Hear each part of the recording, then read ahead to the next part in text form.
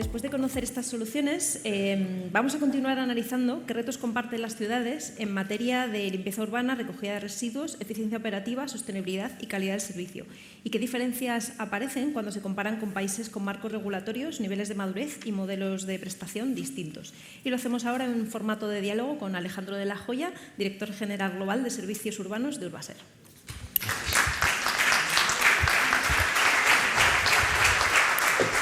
¿Qué tal? ¿Cómo estás? ¿Qué tal? ¿Qué tal? Bienvenido. Muchas gracias. ¿Te parece que comenzamos hablando de Urbaser? Opera en diferentes países y mercados, lo que permite observar de primera mano cómo están evolucionando estos servicios urbanos en contextos muy distintos. Desde esta visión internacional, ¿cómo describirías el momento actual de los servicios urbanos y cuáles son los retos comunes que están afrontando las ciudades en los países donde opera Urbaser? Bueno, pues muy buenos días. Muchas gracias por invitarnos a participar en esta jornada, a Equipamientos y Servicios Municipales y al Colegio de Caminos por invitarnos también en sus salas. El mundo es muy curioso y nuestros servicios, que están muy cercanos, lógicamente, al ciudadano, al ser servicios municipales, hace que, dependiendo cómo sea la ciudad y el país, varían radicalmente. El fondo es exactamente el mismo. El fondo se trata en limpiar las aceras, limpiar las calles, cuidar de los jardines y recoger los residuos. Pero claro, nosotros actualmente estamos en 12 países en servicios urbanos. Hasta hace no mucho estábamos casi en 20, y de esos países que han salido de Urbaser, muchos de ellos eran del norte de Europa, con lo cual marcaban también una tendencia a la cual uno se podía mirar pensando que se podía ser el camino más correcto en cuanto a economía circular y a sostenibilidad. Pero en la actualidad trabajamos en países tan dispares como India, y te voy a poner un ejemplo que va a marcar un poco esa diferencia. India ahora mismo representa aproximadamente el 4% de las ventas de servicios urbanos dentro del grupo Urbaser, pero representa el 25% de los empleados que tenemos. O sea, un 4% de ventas, el 25% de los empleados. Lo que te quiere decir eso es que las reglas de funcionamiento son diferentes. En India nosotros hacemos un trabajo que no solamente ese es el trabajo para el cual somos contratados, sino también hacemos un trabajo de labor social. Es decir, nuestro objetivo es sacar gente de la miseria, gente de la pobreza, darles una vida digna, darles un uniforme, sentirse orgullosos de trabajar para una empresa internacional, se les dan premios, se les ayuda en la educación de sus hijos. Es decir, existe un trabajo social que acompaña a la labor municipal que es tan importante como la anterior. Te pondría un ejemplo: si yo mañana comprase 100 barredoras o 100 baldeadoras, crearía un problemón dentro del contrato, porque lo que haría sería reducir la mano de obra y no es necesario esa acción. Por supuesto que tenemos barredoras, tenemos baldeadoras, pero las tenemos en un equilibrio suficiente, ¿no? En cambio, esa es la parte que es más diferente en muchos de los países, diferente en función de cómo esté cada uno de los países. Pero, por ejemplo, en recogida, donde el vehículo es una de las partes más importantes, en cambio todos los países se igualan mucho, porque lógicamente los fabricantes de vehículos no hacen vehículos para países más pobres y vehículos para países más ricos. Es cierto que tienes vehículos fabricados en ciertos países donde la tecnología embarcada es menor, donde quizás el combustible pues es diferente, unos utilizan gasoil de un tipo, se utilizan gases o se utilizan o vehículos eléctricos, pero ahí no está donde está la mayor diferencia, ¿no? O sea, la mayor diferencia está sobre todo en el tipo de contratos donde requieren mucha mano de obra. Nosotros, entre los 12 países que estamos, que son muy diferentes, como decía, ¿no? Países como Bahrein y Omán pues tienen su idiosincrasia. Luego tenemos muchos países ubicados en Europa, como son Francia, Italia y Portugal, que se parecen más a lo que tenemos en España, y que también estamos bajo legislación europea y por lo tanto tenemos unos estándares y unas obligaciones de cumplimiento que hacen que todos vayamos más o menos en la misma dirección, unos más retrasados que otros, pero más o menos todos en la misma dirección. Y luego te vas a Latinoamérica, donde encuentras países también muy diversos, ¿no? Yo creo que los países que merecería la pena comparar podría ser un Francia con una España, pensando que Francia en algunas cosas es ligeramente más ambicioso, pero no mucho más que España. Yo creo que estamos países muy a la par. Yo creo que España es un país que va haciendo los deberes sistemáticamente y muy bien. No todo el mundo está en primera división, hay poblaciones en primera división, otras que están en primera división pero B.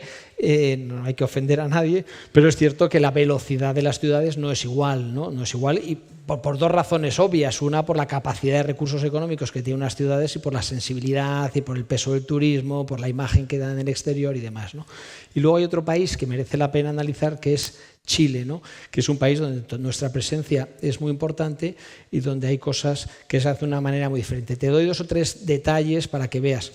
Uno de los mayores problemas que tenemos en España, o por lo menos a mi entender, es el absentismo laboral, que es una de las, yo lo llamaría lacra, porque al final el absentismo le cuesta dinero a las empresas, pero al final las empresas repercuten ese absentismo en el siguiente contrato, y al final quien acaba pagando el absentismo es el cliente y por lo tanto el municipio, por lo tanto usted con sus impuestos y yo con los míos. Con lo cual el absentismo, es decir, hay 2 tipos de absentismo: el absentismo que se genera por una enfermedad lógica o por un accidente. Contra ese, por supuesto, no tenemos absolutamente nada, pero luego hay una parte del absentismo que es un absentismo, llamémoslo profesional, es decir, es un absentismo provocado, es un absentismo que no viene provocado por una causa lógica, sino por una causa, digamos, más de, déjame utilizar el coloquial, del listillo, ¿no? Ese es el que a mí me preocupa. El otro es el absentismo lógico de una actividad que se realiza en el exterior y con una serie de herramientas. Es lógico,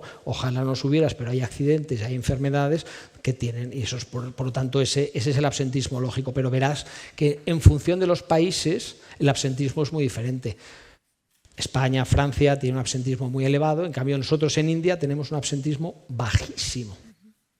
Bueno, pues esos son los temas que nosotros comparamos. Por ejemplo, el personal en España se subroga, es decir, la siguiente empresa que coge tu contrato, suponiendo que no has sido tú, se queda con todos tus empleados. Cuando tú vas a un país como Chile, tienes que despedir al 100% de la plantilla.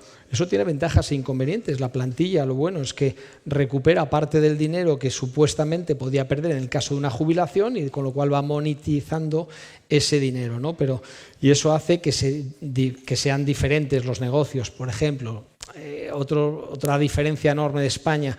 En España hay muchos contratos que la maquinaria revierte al cliente a la finalización del contrato, lo cual tiene sentido cuando los contratos son de corta duración, pero cuando tienes un contrato a 10 años, la maquinaria a los 10 años lo normal es que ya no sirva más que para canibalizarla y utilizar sus piezas y darla de baja. Pero, por ejemplo, en países como Francia y en Chile, la maquinaria jamás revierte, con lo cual tú haces una mejor organización y haces una mejor dotación de tus recursos para ser más eficientes, y así tendría miles de diferencias. Pero cada país es diferente, la base es la misma, el cómo lo haces depende muchísimo del lugar donde estés. Y en este sentido, ¿qué demandas se repiten más entre administraciones y clientes? ¿Qué demandas? Sí. Bueno, pues mira, también depende mucho del país.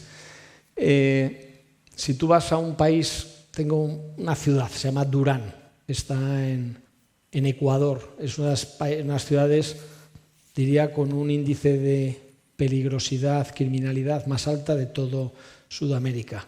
Los problemas que se suscitan en Durán no tienen absolutamente nada que ver con los que se pueden suscitar en Madrid, ¿no? En Madrid, yo creo, la obsesión es la calidad del servicio, que el habitante esté contento, que sienta que paga por un servicio que obtiene, no molestar, que no se nos vea, que solamente se nos eche de menos cuando fallamos, pero no a diario. En fin, es hacer un servicio acorde con lo que se nos paga.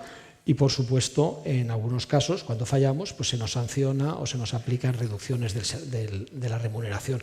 En otros sitios, como estoy diciendo, pues lo importante es conseguir recoger aquello para que no se acumulen las ratas y que el servicio se haga cumpliendo, y que ese día no tengamos ningún incidente con algún grupo delictivo, con lo cual, cuáles son las prioridades son muy diferentes.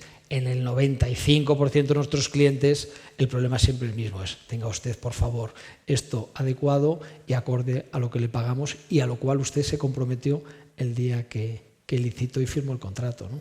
Pues mira, justo hablando de licitaciones, uno de los aspectos más determinantes de la evolución de los servicios urbanos es cómo se diseñan y gestionan los contratos. Si comparamos España con otros países, ¿cuáles son las diferencias más relevantes en materia de licitación, concesiones y relación contractual entre administraciones y operadores?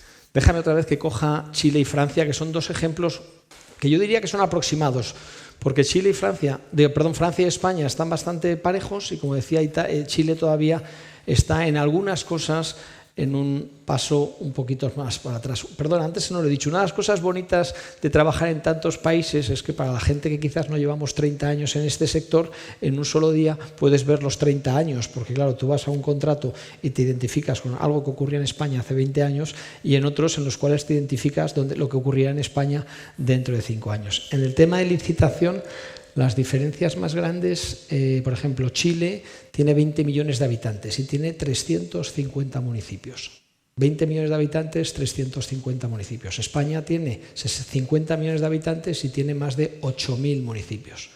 Francia tiene 70 y tantos millones de habitantes y tiene 34.000 municipios. Si divides municipio por número de habitantes, ya tienes una disparidad enorme. De tal manera, eso que hace que, por ejemplo, en Francia, todos los contratos de recogida y de limpieza se licitan siempre de una manera diferente. Los de recogida son por mancomunidades, es grupo de comunidades o grupo de municipios, mientras que los de limpieza o son municipales o son contratos que hace el propio municipio. Por eso la tasa de municipalización en Francia es altísima. Y es porque los municipios son tan pequeños que no les da a veces para hacer una licitación, salvo que se agrupen también para hacer los servicios de limpieza. En España es súper frecuente, salvo en las grandes ciudades, que los contratos de recogida y de limpieza vayan juntos.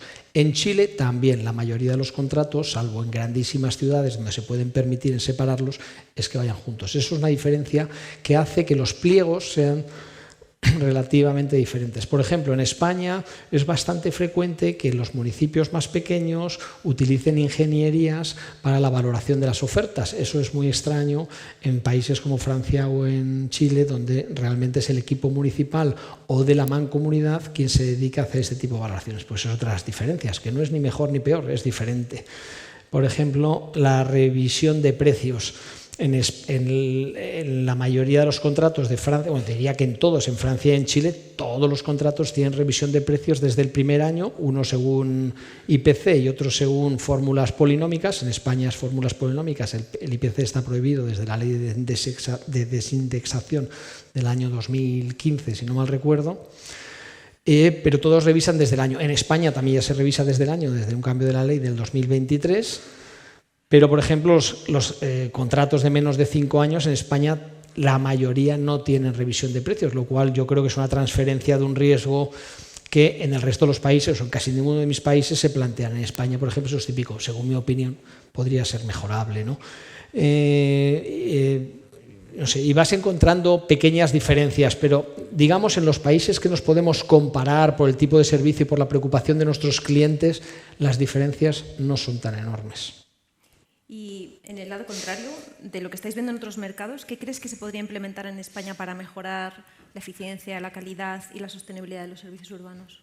Mira, una de las cosas que se ha hablado aquí hoy, yo creo que lo ha hablado todo el mundo. Aquí hay dos grandes retos. Una es la gestión del dato, la cantidad de datos que recogemos a través de nuestros vehículos, de nuestra gente, de nuestros contenedores, de nuestros carritos. Obtenemos una cantidad ingente de datos. Esos datos sirven para dos cosas. Uno, por supuesto, para conocer mejor el tipo de servicio que prestas y que la administración sea capaz de hacer una recogida más dinámica, más eficiente, menos contaminante, más sostenible, etcétera, etcétera. Y esa es muy importante, ¿vale? Evidentemente, esa tecnología embarcada en cualquier tipo de vehículo o en cualquier tipo de contenedor, nosotros estamos mejorando y vamos a una velocidad fantástica. Hay algunos países que todavía nos llevan algo de ventaja y hay muchos países que les llevamos una ventaja brutal. Pero el segundo punto, el cual creo que tiene incluso más importancia, es la capacidad de separar en origen. Y eso es a través de campañas de sensibilización. Y las campañas de civilización en función del país al que llegas son mucho más potentes que en otras. Es muy normal encontrar en pliegos de condiciones que haya una cantidad destinada a la sensibilización real, no campañas de publicidad o campañas de marketing o qué buenos somos, sino que haya efectivamente un equipo, brigadas de gente que tiene la obligación de visitar comunas, edificios, hacer reuniones, volver porque ese día no vino la mitad de la gente, repetir y tiene que haber una mejora derivada de eso. Y de hecho hay algunos países, eso no digo que sea bueno, pero lo aplican en muchos de los países que digamos que puedan considerarse que están en más punteros, aplican bonus y malus, es decir, bonificaciones y penalizaciones en función del resultado de tu campaña de sensibilización. Y digo que eso no necesariamente es bueno porque no están dando todos los resultados buenos que querríamos. Pero yo creo que es el punto donde todavía nos queda mucho. Es decir, existe demasiadas personas, alguien ha citado, me parece que ha sido Antonio, que ha dicho que el número de personas que les preocupa poco esto es muy pequeño. Yo creo que el número de personas que les preocupa todavía la separación del residuo en origen sigue siendo muy alto. Y yo creo que también en función de lo que te preocupa. Habrá gente muy humilde que está súper preocupada por la sostenibilidad y por la economía circular, y habrá gente con una capacidad económica enorme que le importe un bledo. O sea, que no necesariamente por dónde estás analizando la sensibilización es diferente. Es decir, en todos los estratos, déjame que utilice una expresión, en todos los estratos el porcentaje probablemente de tontos es igual, y probablemente en todos los estratos el porcentaje de gente que le importa un bledo esto o que les preocupa de verdad es similar. Bueno, pues vamos a cerrar este diálogo mirando hacia los próximos años. ¿Hacia dónde crees que evolucionarán los servicios urbanos a nivel global y qué papel quiere jugar Urbaser en este nuevo escenario? Bueno, yo creo que se ha hablado muchísimo de esto hoy. Yo creo que los servicios urbanos, como lo digo, lo más importante es que no se nos note. Alguien ha citado que somos el sexto problema más importante de los ciudadanos. No sé cuál es el primero, probablemente el primero sea la seguridad. La seguridad, sobre todo en aquellos lugares donde no hay seguridad, el tráfico, la calidad del aire, la enseñanza, la capacidad de tener hospitales, etcétera. No sé, supongo que todos esos serán los primeros. Pero el nuestro es fundamental. Nosotros solamente se nos ve cuando erramos. Y nosotros tenemos que hacer un trabajo silencioso, tenemos que hacerlo bien hecho, se nos tiene que notar poco. Hay ayuntamientos, Madrid es un buen ejemplo, que gasta una cantidad ingente de dinero, invierte, te diría, porque invierte para tener una ciudad mejor. Barcelona también lo hace. Para sustituir a aquel ciudadano que no hace bien su trabajo, es decir, aquel ciudadano que tira la bolsa donde no debe tirarla o deja un residuo donde no debe dejarlo. Entonces, yo creo que nuestro trabajo es importantísimo para, en esa colaboración con los municipios, conseguir que el trabajo que hacemos, además de hacerlo bien, que se note que está bien hecho y que no hablen de nosotros. Esa es en la parte de, te diría, de recogida de residuos, pero en la parte de jardinería, en la parte de la gestión de la infraestructura verde en los entornos urbanos juega un papel fundamental, que es que le da un equilibrio mental y un equilibrio de salud, tanto física como mental, a todos los ciudadanos. Es un lugar donde se realizan los ejercicios físicos, donde se realizan encuentros con las familias y con los amigos, y ahí juegas un papel fundamental, es decir, una zona verde bien conservada, bien limpia, segura, te da un pulmón a la ciudad, además de, por supuesto, el trabajo que hace por la noche. Pero es fundamental. Ahí es otro lugar donde nuestra actividad es importantísima. Por supuesto, el mantenimiento de todos los árboles que tiene, por ejemplo, Madrid, que es brutal, es muy importante, pero cuando estás hablando de zonas, jugamos un papel muy importante. Pues muchísimas gracias, Alejandro. Muchas gracias.